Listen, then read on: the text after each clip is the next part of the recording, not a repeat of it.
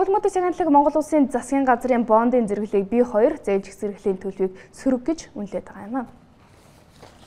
Энэ талаар болон цаг үеийн бусад төсвөлөөр бид улсын хурлын гишүүн ноён Хүрлбаатартай ярилцах гэж байна. Танд өдрийн мэндийн хүргэе хөтөлбөрт тавтай морилно. Өдрийн мэнд хүргэе. Тэгэхээр өнөөдөр үдээс хойш бол яг одоо эх оны мөнгөний бодлогын үндсэн чиглэл батлах тухайд хуулийн төслийн бол эцсийн хилцүүлгийг хийж байгаа. Яг хуулийн төсөл дээр бол анхны хилцүүлгийн явцад бол баг зэргийн өөрчлөлтүүд орсон байгаа. Энэ орсон өөрчлөлтийн талаар талрангуй мэдээлэл хүргүүл. За үндсэндээ 2015 оны Монгол Улсын эдийн засгийн байдал ямар байх нь үүсэж байгаа нөхцөл байдлыг яаж шийдэж гарах вэ гэдэг дээр бол мөнгөний бодлогын гол үндсэн зорилго нь бол бошсон. Ингээд 15 оны эдийн засгийг аваад үзэх юм бол гадаад төлбөрийн тэнцлийн байдал нэг сайжрахгүй, гадаадын хөрөнгө оруулалт орсгол сайжрах харгүй, төсвийн орлого одоо өнөөдөр чинь 1.80-аар тасарч байгаа гэдэг чинь өнгөрсөн он 1.80 төгрөгөөр тасарсан. 2 жил дараа нь тасарсан байгаа ийм орлоготой үед эдийн засгийн мөнгөний бодлого яаж явуулах вэ гэдэг дээр Монгол банкнаас одоо өргөн барьсан бичгийг эдийн засгийн байнгын орноос гарсан ажлын хэсэг нэлээд тухтай авч ажилласан. Саяын таны ярьж байгаа дээр Монгол Улсын зээлжих зэрэглэлийг буурахад хүргэсэн. Одоо Монгол Улсын нөөцний хэмжээ буурахад хүргэсэн гол шалтгаануудыг ярилцахын тулд мөнгөний бодлогыг оновчтойгоор явуулах хэрэгтэй. Оновчтой гэдэг нь юу гэсэн үг вэ гэхээр одоо үүсэж байгаа энэ валютын анхны уналтыг зогсоох. Монгол Улс дахь валютын цэвэр нөөц бол Монгол Улсын нийт нөөцийг нэмэгдүүлэх чиглэгдсэн бодлогын арга хэмжээнүүдийг авах хэрэгтэй. За ингэхдээ урд өмнө явуулж ирсэн одоо буруу бодлого байгаа. Нөгөө үн тогтворч болох хөтөлбөргээ 4.80 төгрөгийг хэрэгжүүлсэн бодлогыг зогсоох үе шаттайгаар энэ хөтөлбөрөөс татгалзах гарах гэдэг ийм одоо томьёолыг оруулж өнөөдөр бол батлагдж байна. Мөнгөний бодлогынхаа хүүг чангатаг мөн одоо дотоод цэвэр активээр өсөж байгаа дотоод цэвэр активээр нь босго мөн одоо нэлээд буурсан байгаа гадаад цэвэр активээр бас босго дээр нь одоо хяналт тавьж ажиллах зэрэг мөн одоо нэгэнт зээлд эдийн засгийн хямралтай холбогдуулаад аржины банкуд тавих хяналтыг сайжруулах чанаргүй одоо болоод байгаа зээлүүд дээр тавигдах хяналтыг нэлээд сайжруулаа гэдэг ийм бодлогыг авч үзсэн. Өөрөөр хэлбэл өнгөрсөн 2 жилд Монгол Ардын намын бүлгээс улсын хурлын чуулган дээр хэлж ярьж байсан дүгнэлтүүдийг энэ удаагийн мөнгөний бодлого дээр суулгасан. Гэхдээ Ардын намын зүгээс одоо тавьсан бүлэг дүгнэлтүүд гэхээс илүүтэйгээр олон улсын валютын сан болон одоо саяын одоо Монгол улсуудын зээлжих зэрэглэлийг тогтоодог олон улсын байгууллагуудын санал дүгнэлтийг тусгасан ийм мөнгөний бодлого болж чадсан гэж үзэж байгаа. Одоо хамгийн гол нь төсвөө 2015 оны төсвөө зүйтэй гаргах энэ л үлдэж байгаа. Тэгэхээр та энэ дээр бол төсөв болоод мөнгөний бодлогын хоорондоо уялдааг юу гэж харж байна? Уялдаа хэр байгаа бол засгийн газраас өргөн барьсан одоо 15 оны төсөв бол дампуу төсөв байгаа. Тэгэхээр одоогийн эдийн засгийнхаа нөхцөл байдалд уялдуулж энэ төсвийг нэлээд сайн танаж янзлах хэрэгтэй. Тэгэхээр төсвийн байнгын орон дээр ажлын хэсэг гарсан байгаа. Мөн их хурлын даргын зүгээс өөрөө бас энэ төсөв дээр нэлээд хяналт тавьж байгаа.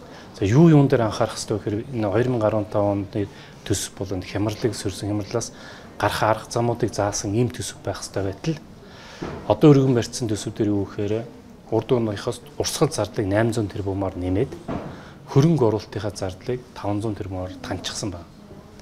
Энэ бол ийм төсөвтэй орол 2015 оны одоо хямралаас гарах тэр төсөв болж чадахгүй. Тэгэхээр одоо яаралтай энэ төсвийн зардлыг одоо урсгал зардлыг бол нэлээд танах хэрэгтэй. 500 600 болж игэл хүсвэл 1.80 төгрөгөөр төсвийн зардлыг танах хэрэгтэй. Түүний дотор данхаагаад байгаа тэр төрийн зардлуудыг нэлээд танах хэрэгтэй. Данхаагаад байгаа үр ашиггүй хөтөлбөрүүдийг бүгднийг хаа зогсоох хэрэгтэй. Гэхдээ хуулийн хугацаа маань одоо бараг 7 хоногт дуусгаар байгаа. Энэ хугацаанд багтаж бас төсвийн 3-4 дахь хэлцүүлгийг хийж чадах болов уу?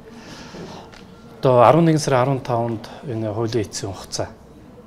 Тэгэхээр энэ өдөр багтаж бид нар төсвөө батлах ёстой. Улсын хурл өөрөө Монгол Улсын хуулийг зөрчдөг байж болохгүй. Байдал хэцүү байна. Тэрэ гэдгээр энэ хугацааг бол хойшлуулах ямар ч шаардлагагүй. Уг нь энэ төсвийг бол нэлээд сайн суугаад ажиллаад ингэхийн хагас бүтцээ өдөр суугаад ажиллавал нэгдүгээр өдөр гэхэд зарчмын бүх саналуудыг бол гаргачих бүрэн боломжтой. Тэгээ нэгдүгээр өдрөө одоо төсвийн байнгын орон хуралдуулаад тэр 2 дугаар хилцүүлгийг эхлүүлчих болно. Тэгвэл 2 дугаар хилцүүл бол үндсэн гол хилцүүл шүү дээ. Энэ суучвал дараа нь 3-4 бол нэг одоо дуудалтаар одоо уншаад хилцээд явчих бүрэн боломжтой учраас 15 гэдэг өдөр багтаж энэ төсвөө батлах ёстой. Үүний төлөө хичээж ажиллах ёстой.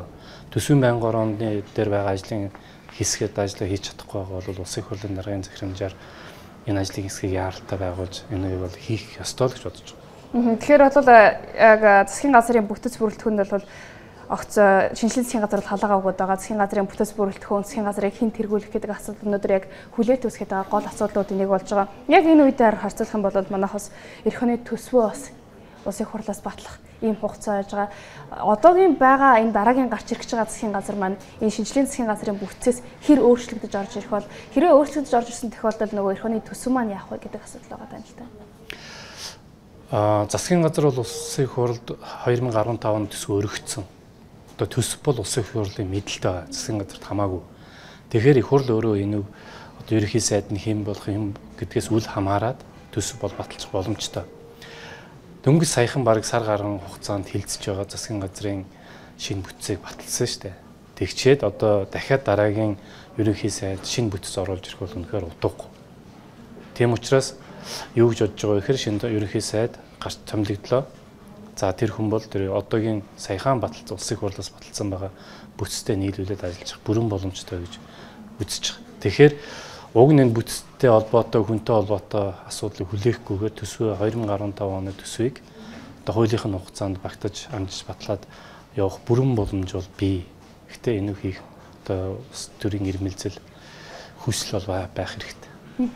Бас саяхан үндсийн статистикийн хорооноос Монгол улсын эдийн засгийн киноны ихний 3 улирлын байдлаар 7% өсөлт үзүүлсэн гэж бид танилцуулсан байгаа. За харин яг одоо өргөн бариад байгаа төсвийн төсөл тусгаснаар бол оны эцэг гэхэд бол Монгол улсын эдийн засаг 6.9% өсөлтийг үзүүлж эх онд олны 7.1% өсөлттэй байна гэсэн тооцоолыг танилцуулсан байсан. Таны хувьд эдийн засгийн төлөвийг юу гэж харж байгаа вэ? Их хэрэгэлдэж байгаа. Үндэсний статистикийн гаргаж байгаа олон тоонд хэрэгэлдэж байгаа. Яагаад гэвэл энэ хүн бол Арц намын хүн үндэсний статистикийн газрын дарга хэд хэдэн тоог аргачлалыг өөрчлөөд тэрийг олон нийтэд мэдээлэв. Инфляцийн тоог болон одоо өсөлттэй холбоотой тоонуудыг бол их хэрэгэлдэж байгаа бидний хувьд. Тийм учраас та бүхэн санаж байгаа бол энэ 2015 оны эдийн засгийн өсөлтийг 15 оны төсвийн төсөөллийг хилцэж явах үед бол 11.8 гэж засгийн газар оруулж ирсэн шүү дээ. 6.1 одоо 2 дахин бага өсөлт гарах байхаа 6.2 ч юм уу 1 ч юм уу юм хөө өсөлт гарах байхаа гэж. Мөн засгийн газрын одоо огцруулах асуулт тавихтай зэрэгцүүлээд үндэсний статистикийн газраас энэ эдийн засгийн өсөлтийг өндөрөөр гаргаж ирж байгаа. Юу болоод өсчихвөө? Үнэхээр тэгээд одоо оны эхнээс 7% өсөлтсөн бол ягаад энэ ард иргэдийн амьдралд хэцүү байгаа эдийн засгийн байдал хүнд байгаа юм. Тийм учраас асар их хэрэгэлзээт. Яг одоо энэ одоо үсэд байгаа эдийн засгийн нөхцөл байдлаас гарах гаралгаа та юу гэж харж байна? Нэг сорилтын үйл болоод байна шүү дээ. Тий, одоо ер нь төсвийн бодлого мөнгөний бодлого хоёрын хоорондоо уялдаж явах хэрэгтэй. Уялдаж явах хэрэгтэй. Өнөөдрийн байгаа хүндрлийн гол шалтгаан нь юу гэхээр энэ төсвөөс гадуур нийтдээ 10 их 80 төгрөгийн төсөл хөтөлбөрүүдийг төсвөөс гадуур хэрэгжүүлсэн. Уг нь бол бүх төсөл хөтөлбөрүүд улсын төсвийн бүрэлдэхүүн хэсэг улсын төсөв сууж улсын их хурлын хяналтанд ор хэрэгжих хэрэгтэй. Гэтэл төсвөөсөө илүү хэмжээний мөнгийг төсвөөс гадуур улсын их хурлын хяналтаас гадуур хэрэгжүүлсэн. Энэ нь эргээд бүгднийг нь оруулаад үзэхэд төсвийн алдагдлал дотоодын нийттэйгтүүн 18% хүрчээд байгаа. 18%. 18% гэдэг бол угаасаа эдийн засгт нэг том тэнцвэрийг алгуулж байгаа гэсэн төсвийн тэнцлэг.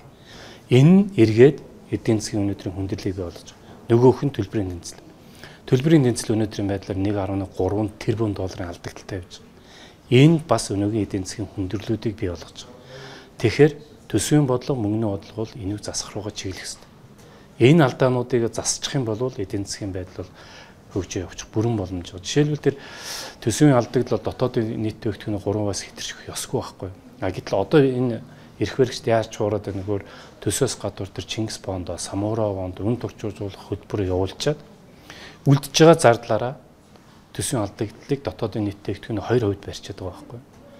Энэ нь өөрөө буруу бодлого. Бүгднийг нь оруулаад төсөл хөтөлбөрүүдийг оруулаад төсвийн алдагдлал дотоодны нийт төгтгөний 3%-аас л хэтрэхгүй явах учиртайг өнөөдөр 18 бараг 6 дахин өндөр. Энэ их алдагдлал өнөөдрийн энэ валютын аншны уналтыг хүргэж байгаа. Үн тогтворжуулах хөтөлбөрийг мөнгө цаасан мөнгө бэлэн мөнгийг хэвлэж хэрэгжүүлж байгаа. Цаасан мөнгө хэвлээд эргэлтэнд оруулахаар энэ мөнгө чинь цаасл болж хувирд юм аа. Худалдан авах чадвар нь түүнээс болж унж байгаа. Тэгэхээр энэ буруу бодлогууд л засчээж энэ эдийн засгийн одоо тогтворжуулах үндэслэл бол тавигдана юуны эхлэл нь бол энэ өнөөдөр одоо их хурлаар одоо хэлцүүлгээ хийсэн мөнгөний бодлого.